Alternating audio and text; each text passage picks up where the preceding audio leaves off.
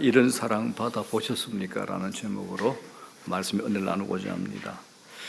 제가 참 좋아하는 권사님인데, 배우 중에서 김혜자 권사님 아시잖아요. 이분이 주연한 그 JTBC 드라마가 있습니다. 눈이 부시게라는 TV 드라마가 있었습니다. 극 중에서 이제 드라마 속에서 김혜자 권사님은 우리가 흔히 치매라 부르는 알츠하이머 병을 앓았습니다. 젊은 시절에 남편을 잃고 혼자 외아들을 키운 억척스러우면서도 가여운 인생을 이제 연기를 했는데, 이 드라마가 참 재밌었습니다. 그런데 자기 외아들이 성인이 됐는데도 두 사람 관계가 대면대면한 겁니다. 그 이유가 있었는데, 어린 시절 아버지 없이 지냈던 아들이 혼자 골목에서 공을 가지고 놀다가 그만 자동차 사고를 당합니다. 이 일로 이제 아들이 평생 다리를 절며 살아야 하는 장애인이 되어버렸죠. 어머니는 아들이 너무 불쌍하고 마음이 아팠지만 아들 앞에서 티를 내지 않습니다. 더 냉정하게 대했죠. 아버지 없이 자라는 아들을 강하게 키우기 위함이었습니다. 그래서 늦잠 자는 아이를 혼내고, 아파 학교 가기 싫다 할 때는 억지로 약을 먹여 또 학교를 보내고, 아들은 그런 어머니가 너무 서운했고 차가운 어머니에게 나이 들었어도 정이 들지 않았던 겁니다. 그런데 어느 겨울에 눈 오는 날에 일을 하고 있던 아들은 그때 어머니가 치매로 입원 중이었는데, 그 어머니가 병실에서 사라졌다는 연락을 병원으로부터 받습니다. 놀란 아들 부부가 달려오죠. 병원 직원들이 이곳저곳을 헤매다가 겨우 어머니를 찾아냈는데, 어머니가 요양병원 한 귀퉁이에서 빗자루로 눈을 쓸고 있었습니다. 아들이 화가 났죠. 어머니 도대체 여기서 뭐 하시냐고. 그랬더니 어머니가 해맑은 미소를 띠면서 말합니다. 눈이 와서 다리가 불편한 우리 아들 학교 가는 길에 넘어지지 않도록 길을 설고 있다라고 이런 말을 하는 겁니다. 이제 그제야 아들이 깨닫게 되죠. 추운 겨울에 학교 갈 때 유독 자기 집 문 앞에 눈만 깨끗이 지워져 있었는데, 그때는 옆집 아저씨가 그런 줄 알았는데 자신에게 냉정한 어머니가 그랬을 거라고는 상상도 하지 못했던 겁니다. 어머니가 치매를 앓고 모든 기억을 다 잃었는데, 눈 오는 날이면 아들을 위해서 눈을 쓸었던 그 기억만은 잃지 않았던 겁니다. 오늘도 자신의 아들이 학교 간다고 생각을 하고 눈 내리는 것을 보자마자 치매로 입원 중이었지만은 자신도 모르게 무의식적으로 비를 들고 눈을 쓸고 있었던 겁니다. 아들은 자신을 알아보지 못하는 어머니에게 이렇게 말을 합니다. 아들은 엄마가 이렇게 자신을 위해 눈을 쓰는 것을 몰라요라고 아들이 이렇게 말을 합니다. 그러자 어머니가 또 이런 대답을 해요. 몰라도 돼요. 우리 아들만 넘어지지 않으면 돼요. 이런 대답을 합니다. 이런 위대한 장면은 사랑 때문에 우리를 뭉클하게 합니다. 어머니의 기쁨이 보이지 않습니까?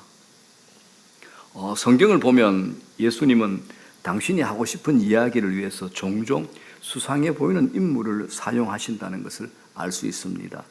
마태복음 13장 44절에 기록된 밭에 감추진 보화의 비유가 그런 경우입니다.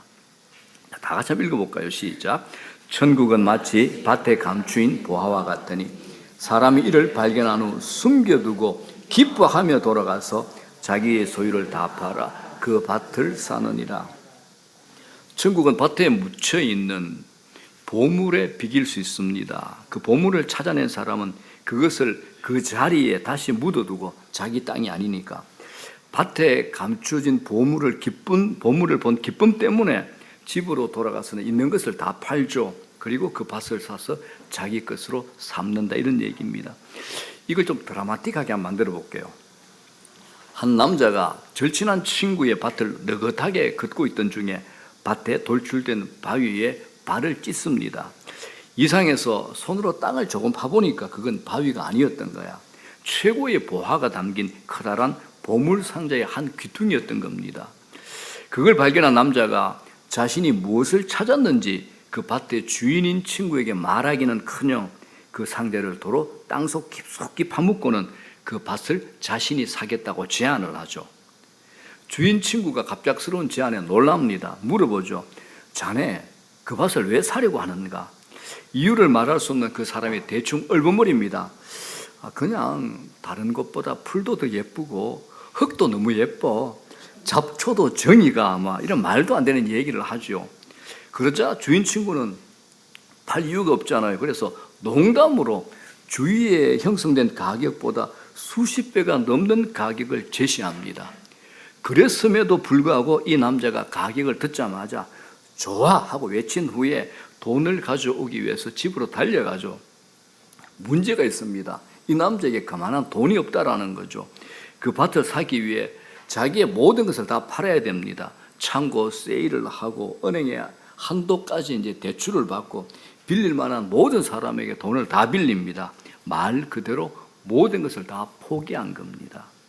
그런데 예수님이 이 비유를 말씀하시면서 이 모든 일에 대한 그 사람의 태도를 기쁨이란 한 단어로 묘사합니다. 기쁨이죠. 다 같이 시작. 천국은 마치 밭에 감추인 보화와 같더니 사람이 이를 발견한 후 숨겨두고 기뻐하며 돌아가서 자기의 소유를 다 팔아 그 밭을 사느니라. 이 남자의 마음을 채운 것은 팔아 잃은 것에 대한 슬픔이 아니라 얻을 것에 대한 기쁨이었습니다. 자신의 모든 재산을 처분하기 위해 은행으로 가는 그의 발걸음은 너무 가벼웠는데 그가 얻는 것이 그가 포기하는 어떤 것보다 더 가치가 있음을 알기 때문입니다. 자, 여기에서 이제 기뻐하다 이 단어가 헬라어로 카라스라는 단어입니다. 기쁨. 이 단어인데 똑같은 이 단어를 예수님께서 당신의 십자가 사역에 이렇게 사용합니다. 히브리서 12장 2절에 이렇게 되어 있죠. 그는 그 앞에 있는 기쁨을 위하여 십자가를 참으사 부끄러움을 개의치 아니하시더니라고 말씀합니다. 예수님의 십자가에 관한 설명입니다. 성경을 조금이라도 아는 사람이라면 누구나 예수님께서 십자가를 굉장히 힘들어 하셨다는 것을 아실 겁니다. 십자가를 지시기 전에 예수님은 이미 심한 육체적인 고문, 모욕과 멸시로 지칠 대로 지치셨죠.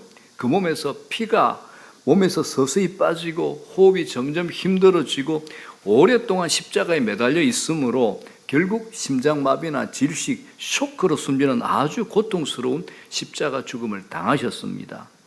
거기다가 오늘날 여러분들 예수님의 십자가 그림에는 예수님의 허리 부분이 가려져 있습니다. 그런데 다수의 역사가들에 의하면 십자가에 처형되는 죄수는 벌거벗은 나체였다고 합니다. 자기를 따랐던 수많은 제자들 앞에서, 여자들 앞에서 얼마나 수치스러웠겠습니까? 그런데 성경 히브리서의 표현은 다르죠. 다 같이 시작.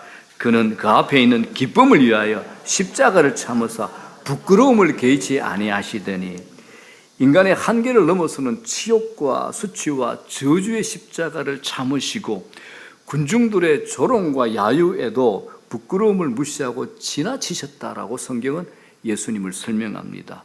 그 이유가 뭘까요? 예수님은 그 앞에 있는 기쁨으로 십자가를 참으시고 부끄러움조차도 넘기셨다라고 하는 겁니다. 그렇다면 그 기쁨이 도대체 그 기쁨이 뭘까요? 예수님에게 가장 큰 기쁨이 뭘까요? 예수님으로 구원받게 될 바로 저와 여러분 때문입니다. 바로 저와 여러분 때문입니다. 극한의 십자가의 고통과 수치와 부끄러움보다 우리를 구원하여 하나님의 자녀로 삼아 함께하는 그 기쁨이 더 크다 이 말씀을 하시는 겁니다. 자, 여러분 이 말씀이 어떻습니까? 우리가 하나님으로부터 어떤 존재며 어떤 대우를 받고 있는지 아시겠습니까? 이걸 복음이라 그러죠. 우리가 자주 사용하고 자주 듣는 말이 복음이라는 용어인데 여러분이 이 복음이라는 말을 정확하게 설명할 수 있겠습니까? 대부분 아시겠지만 알듯 말듯한 분들도 있을 것 같다. 이 말부터 제가 정확하게 한번 정리를 해보겠습니다. 복음이 뭐냐? 예수 그리스도께서 나의 죄에 대한 하나님의 모든 진노를 대신 겪으신 겁니다. 예수님께서요, 나의 죄에 대한 하나님의 모든 진노, 죄를 용서하지 못하시는, 죄는 절대로 넘기지 않는 하나님의 모든 진노를 예수님께서 대신 다 겪으셨다는 겁니다. 누가요? 예수 그리스도께서. 누구의 죄를? 내 죄를, 우리 죄를 예수 그리스도께서 대신 십자가에서 죽음의 대가를 치르시고, 왜요? 죄를 용서하지 못하시는 하나님의 진노를 우리 대신 받으시고 겪으신 겁니다. 그렇기 때문에 이거 뒤에 저희들 다 나옵니다. 다 올라옵니다. 이거 교회 PPT에 다 나오니까 안 찍으셔도 됩니다. 그렇기 때문에 예수님을 통해서 내가 하나님께 받아들여진 것, 이걸 복음이라 그럽니다. 내가 하나님께 받아들여진 것, 예수님을 통해서 예수 그리스도께서 나와 자리를 막 바꾸신 거죠. 죄 때문에 내가 선고받은 죽음을 예수님이 대신 죽으신 겁니다. 그래서 4세기 교회의 아버지라 불렸던 성 아타나시우스는 이것을 위대한 교훈이라고 이렇게 표현을 합니다. 죄, 수치, 상처, 뒤틀리고 헝클어진 더러운 나의 모든 죄의 기록들, 상처의 기록들을 가져가시고 나를 대신해 죽으셨고 대신 험없고 죄 없는 완벽한 의가 되시는 예수님의 자신의 기록을 내게 넘겨주신 겁니다. 내가 입고 있는 죄의 옷을 벗겨서 예수님이 입으셨고 예수님이 입고 있는 죄 없는 의의 옷을 벗어서 내게 입히신 겁니다. 이걸 복음이라 그러죠. 이걸 예수 믿는 거라 그런 겁니다. 우리를 벌벌 떨게 만드는 말씀이 있죠. 로마서 6장 23절에 뭐라 그럽니까? 죄의 싹은 사망이랍니다. 죽음이죠. 저주죠. 영원한 형벌이죠. 지옥이죠. 이건 어마어마한 무서운 말입니다. 그래서 예수님이 나의 자리에서 대신 죽으셨고 내게 하나님의 자녀, 천국 백성이 되는 구원을 선물로 주신 겁니다. 이걸 고린도후서 5장 21절에 이렇게 설명합니다. 다 같이 시작. 하나님이 죄를 알지도 못하신 이를 우리를 대신하여 죄로 삼으신 것은 우리로 하여금 그 안에서 하나님의 의가 되게 하려 하십니다. 우리를 대신하여, 나를 대신하여 죄로 삼으셨다는 거, 이 말씀에 주목해 보십시오. 실제로 그분 예수 그리스도께서 나의 죄가 되셨습니다. 그래서 나는 의인이 된 거죠. 하나님께서 죄를 알지도 못하는 분에게 내 죄를 대신 짊어지게 하신 겁니다. 그 이유는 나로 죄 없는 하나님 나라의 백성이 되게 하려는 것입니다. 이걸 복음이라 그러죠. 자, 여러분들 명확하게 우리 생각의 마음에 다시 한번 정리해 봅시다. 복음이 뭐냐? 예수 그리스도께서 나의 죄에 대한 하나님의 모든 진노를 대신 겪으신 겁니다. 그래서 예수님을 통해서 내가 하나님께 받아들여진 것, 이걸 복음이라 그러죠. 이게 복음입니다. 오늘 제가 꼭 부탁드리고 싶은 간절한 한 가지 마음이 있습니다. 이 사실, 이 진리가 우리 마음에 충분히 스며들도록 하자는 겁니다. 복음의 이 진리가 우리 자신을 흠뻑 적셔야 됩니다. 그렇게 되면 어떤 일이 있느냐? 우리 인생이 잘 풀리지 않을 때도 기쁨이 나를 붙들어 줄 겁니다. 소망이 나를 붙들어 줄 겁니다. 인생이 내 얼굴에 주먹을 날릴지라도 내게는 받을 자격이 없지만 받게 된 하나님의 사랑과 용납이라는 보물이 있어 라고 하면서 전혀 주눅이 안 듭니다. 어떤 결핍도 우리를 주눅들지 못하게 하는 겁니다. 회복 탄력성이 굉장히 빠른 거죠. 제가 잘 하는 얘기가 있지 않습니까? 제가 우울증이 좀 있습니다. 그런데 제가 또 특징이 하나 있습니다. 아무리 심한 고민이라도 하루만 넘기면 아웃입니다. 그 다음 날은 생생해집니다. 이유는 딱 하나입니다. 복음 때문입니다. 복음 때문입니다. 여러분. 자, 여러분들이 한번 물어볼게요. 여러분들이 사는 집에 집을 비운 동안에 집에 놀러 온 친구가 있었어요. 그 친구가 날짜가 연체된 어떤 고지서 한 장을 발견하고 대신 연체금을 지불해 줬다. 기분이 어떻겠습니까? 좋죠, 그죠? 아마 그 고지서 금액이 얼마였는가에 따라서 다를 겁니다. 그렇죠? 뭐 깜빡 잊은 핸드폰 요금 몇만 원, 그러면 친구의 등을 두드리면서 고마워 이러고 지나갈 겁니다. 그런데 더 큰 거요. 국세청에서 지난 10년간 미납한 어마어마한 세금을 추적한 거야.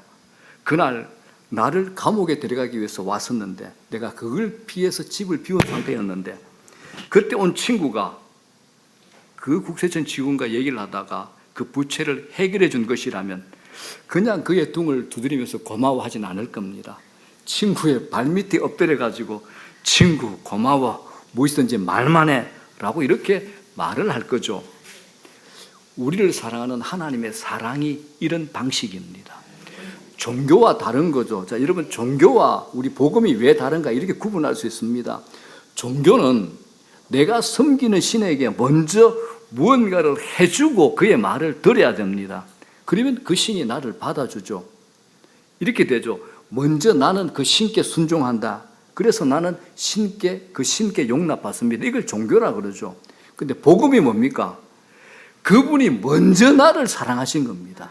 먼저 나를 사랑하셨고 구원하셨기 때문에 그 사랑에 반응하고 순종하고 믿는 것, 이거 복음이라고 합니다. 완전히 순서가 다르죠. 성경은 이것을 우리에게 자신 있게 선언합니다. 본문이죠. 요한 1서 4장 10절 시작. 사랑은 여기 있으니 우리가 하나님을 사랑한 것이 아니요 우리 죄를 속하기 위하여 화목제물로 그 아들을 보내셨습니다. 우리가 하나님을 사랑한 것이 아니요 먼저 하나님 우리를 사랑하신 겁니다. 우리가 하나님을 사랑함이 먼저입니까? 하나님께서 우리를 사랑하셨음이 먼저입니까? 이 순서가 얼마나 중요한지 사도 요한이 이렇게 다시 한번 강조를 합니다. 자, 4장 19절입니다. 시작. 우리가 사랑하면 그가 먼저 우리를 사랑하셨습니다. 그가 먼저 우리를 사랑하셨습니다. 이것이 우주 최고의 선물 복음입니다. 저는 이 선물을 우주 최고의 선물이라고 표현합니다. 우주 최고입니다. 이게 얼마나 놀랍고 신비로운가. 하늘의 천사들도 이걸 보기를 원한다라고 성경은 얘기를 합니다. 자, 베드로전서 1장 12절 이렇게 되어 있죠. 이것은 하늘로부터 보내신 성령을 힘입어 복음을 전하는 자들로 이제 너희에게 알린 것이요 천사들도 살펴보기를 원하는 것이니라. 천사들도.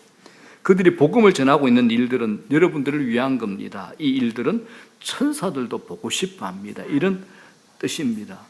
사도 베드로가 천사들은 하나님의 임재 속에 사는 놀랍고도 장엄한 강력한 존재들이지만 그들도 복음을 제일 즐거워한다라고 증언하는 거죠. 여러분, 이것이 기독교의 시작이고 기독교의 전부가 됩니다. 이것이 하나님께서 우리에게 다가오는 방식입니다. 이것이 하나님이 우리에게 주신 선물, 우리의 정체성이 됩니다. 그런데 이건 또 우리를 공격하는 대적이 있죠. 사탄 마귀가 있습니다. 이걸 자꾸 의심하게 만들죠. 받아들이지 못하게 만듭니다. 이건 우리뿐만 아니라 사탄 마귀가 예수님께도 사용했던 수법입니다. 예수님께서 공생의 사역을 시작하시기 전 요단강에서 세례를 받죠. 그때 하늘에서 하나님 아버지의 신령한 음성이 내려옵니다. 이렇게 되어 있죠. 하늘로부터 소리가 있어 말씀하시되 이는 내 사랑하는 아들이요 내 기뻐하는 자라. 내 사랑하는 아들이요. 하나님 아버지께서 예수님께 하신 말씀입니다. 그리고 이제 얼마 후에 예수님께서 성령에 이끌려 마귀의 시험을 받기 위해서 광야로 나갑니다. 광야에서 40일 금식을 하시죠. 마귀가 예수님에게 던진 첫 번째 질문이 뭡니까? 4장 3절에 시험하는 자가 사탄 마귀가 예수께 나와서 이르되 네가 만일 하나님의 아들이거든 명하여 이 돌들로 떡대기가 되게 하라. 예수님이 세례받으실 때 분명히 내 사랑하는 아들이라는 아버지 하나님의 음성을 들으셨어요. 그런데 사탄 마귀는 어떻게 합니까? 그 사실을 비틀고 제일 먼저 의심하게 만드는 겁니다. 네가 만일 하나님의 아들이거든 40일 금식하며 배고프고 힘들 때 정체성을 흔드는 질문이잖아요. 야, 이 돌들로 떡 만들어 먹어. 그러면 신적 권세를 증명할 수 있잖아 라는 유혹입니다. 하나님의 아들이신데 다른 형태의 확신을 하게끔 유혹을 하는 겁니다. 이것처럼 여러분, 사탄의 공격은 하나님께서 이미 우리에게 선언한 것에 대하여 자꾸 눈을 돌리게 만듭니다. 눈을 돌리게. 이미 우리에게 허락된 이 복음을 잊어버리게 만들고 다른 무언가로 자신을 평가하게 만드는 겁니다. 그래서 우리의 정체성은 복음 안에서 자리를 잡으셔야 됩니다. 이 복음 안에서 말입니다. 하나님께서 너는 내 아들이야 라고 하신 선언으로부터 자꾸 눈을 돌리게 만드는 거죠. 여러분, 사탄의 IQ가 어떨까요? 사탄은 아주 똑똑합니다. 왜 똑똑할까요? 한번 생각해 볼게요. 제가 유추를 해봤는데 하나님께서 최초로 만든 인간이 있죠. 아담과 하와. 그에게 세상을 다스릴 지혜를 줬습니다. 에덴 동산 안에 모든 사물들, 짐승들의 이름을 아담과 하와가 짓잖아요. 이름을 짓는다는 것은 사물의 본질과 의미를 파악해야 되고 그 소유권의 권리도 있는 겁니다. 그래서 제가 생각할 때는 아담과 하와의 IQ가 아마 노벨상 수상자 IQ 곱하기 한 100만 원 될 것 같습니다. 그런데 마귀가 그런 아담과 하와를 꼬셔서 선악과를 따먹게 하는 죄를 짓게 만들잖아요.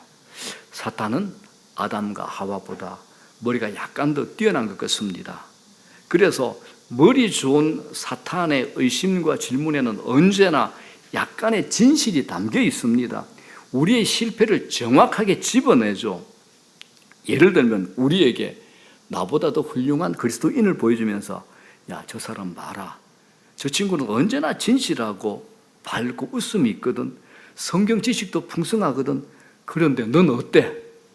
이게 틀린 말은 아니잖아요. 하지만 이게 틀린 것은 우리의 행위를 따라 평가받도록 만드는 겁니다.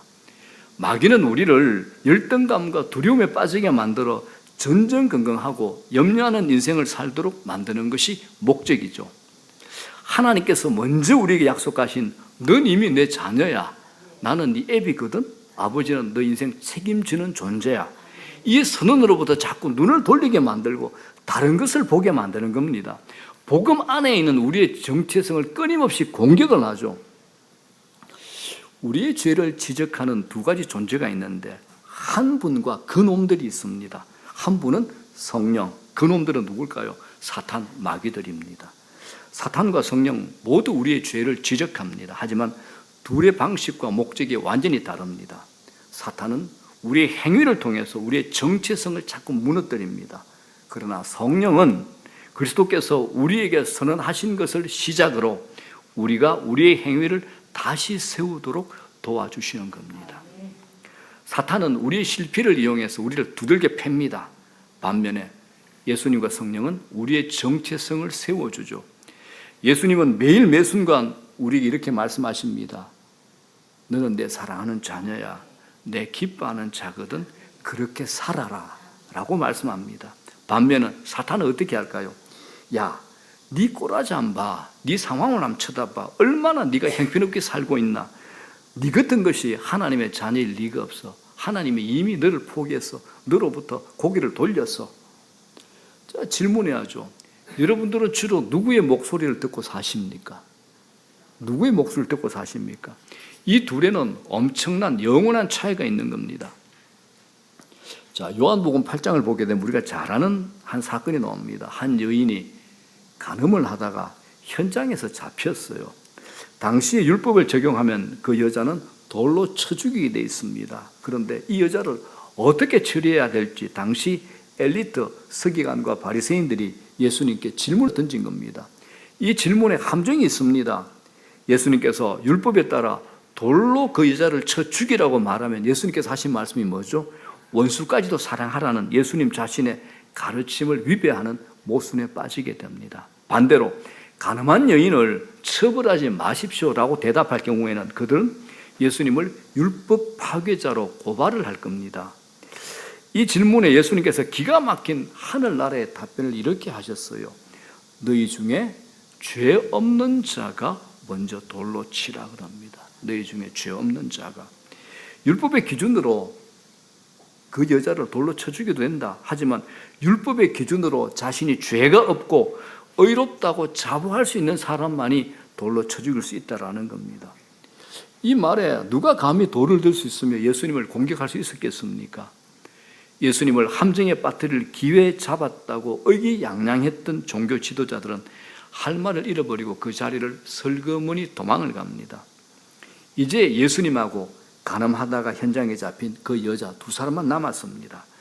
그 자리에서 하신 예수님의 말씀이 초강력 핵폭탄입니다. 압권입니다. 예수님께서 이렇게 말씀하십니다.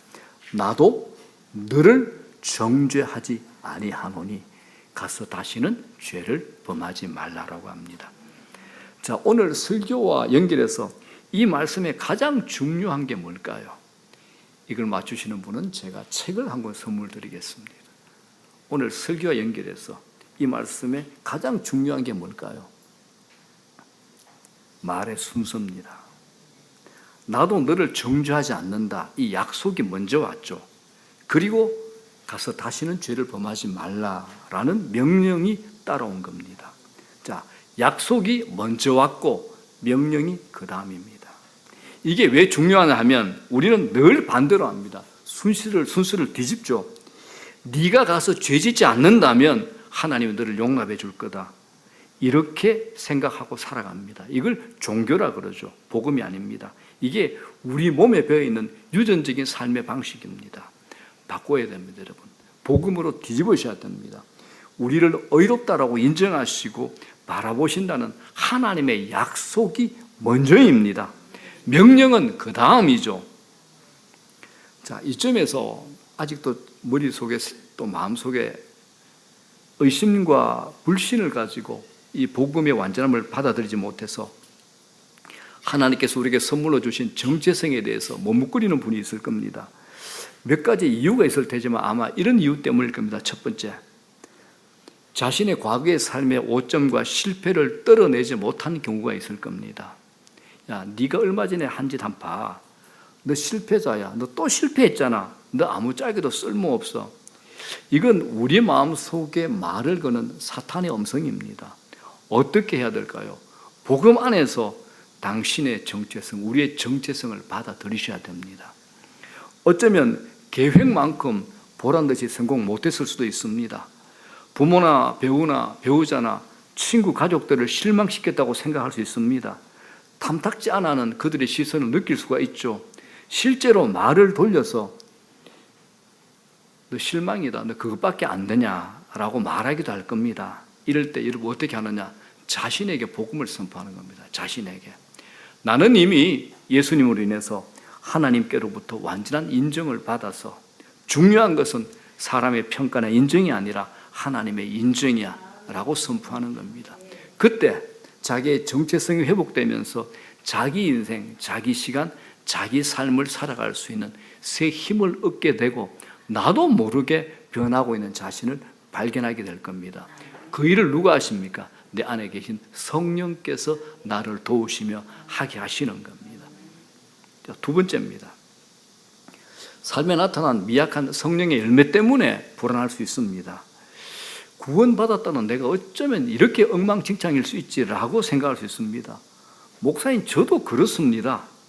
내 마음을 들여다볼 때, 교인들이 볼 때는 목사님은 참 사랑도 많습니다. 그런데 그렇지 않습니다. 관용도 없는 것 같고, 게으른 것 같고, 교만한 것 같고, 잡초처럼 끈질기게 이런 것들이 제 마음에서 올라옵니다. 이런 제 모습에 스스로 저한테 실망을 자주 하게 되죠. 그런데 저는 그 자리에 멈추지 않습니다. 나의 정체성과 나의 진보는 나의 신앙의 진보에 있지 않고 그리스도 안에서 선물로 얻은 하나님의 용납 안에 있다. 이 약속을 붙들고 하나님 앞에서 다시 일어서게 됩니다.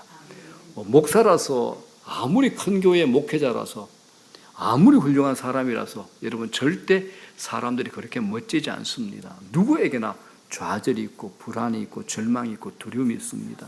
복음만이 우리를 완전하게 회복시켜 줍니다. 이게 복음입니다. 스스로 복음을 우리 자신에게 선포하시며 살아가기를 주의 이름으로 축원합니다. 자, 이제 말씀 정리합니다. 여러분 두더지 게임 아시죠? 우리가 복음 안에서 자신의 정체성을 확고히 하지 않는 한 평생 자기 모습에 절망하고 좌절하고 미끄러질 겁니다. 왜냐하면 저 두더지 게임 아시잖아요. 하나 때리가 눕히면 다른 곳에서 또 하나가 툭 튀어 올라오기 때문입니다. 똑같습니다. 우리가 복음에서 눈을 떼는 순간 자기의 아니면 자기 정죄라는 두더지가 튀어 올라옵니다. 우리 마음의 유전적인 성향이 복음이 아닌 행위로 얻는 의에 익숙해져 있기 때문에 그렇습니다. 시편 103편 12절에 놀라운 약속을 붙드십시오. 시작. 동이 서에서 먼 것 같이 우리의 죄가를 우리에게서 멀리 옮기셨으며 아멘. 그렇기 때문에 여러분 의도적으로 복음을 생각하십시오. 이런 인식 속에서 살아가십시오. 그렇게 할 때 우리 모두는 아주 많은 열매를 각자 인생에서 맺을 수 있게 될 겁니다. 여러분 이 땅에서 가장 센 권력하고 예수님 중에서 누가 더 셀까요? 예수님이 세죠. 우주를 창조하시고 우주의 모든 분자까지도 질서로 통치하시는 주권자 되시는 예수님, 그 예수님의 내 편이시라는 것, 내 대신 십자가에서 돌아가셨다는 것, 그것보다 더 큰 권력을 주는 것은 없을 겁니다. 그래서 우리의 새로운 정체성은 하나님 내 아버지, 하나님은 내 편 드시는 분, 이게 우리의 정체성이 됩니다. 결론적으로 여러분도 하나님 편드는 인생으로 사시기를 주의 이름으로 축복합니다.